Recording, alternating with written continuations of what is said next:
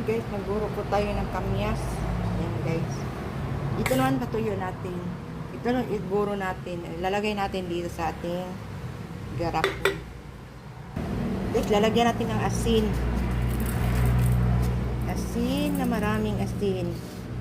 Tapos, ayan na guys ang asin. Lagyan natin ng pangpalasa. Kunti. Tapos ito, pamintang. Guys, ang ating puro. Lalagay na natin dito sa ating lalagyan. Garapon.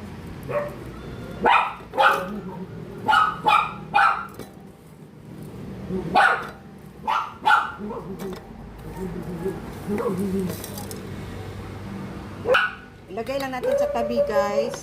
Takpan. Tapos ano lang siya, magtubig-tubig lang siya. Ayan. Ang ating bagurong kamyas. Ayan na guys, ang ating burong kamyas. Ayan. Takpan na natin siya. Ayan, makikita natin yan, magtubig-tubig na siya. Pwede na siyang makain or malagay sa mga ulam. Thank you for watching.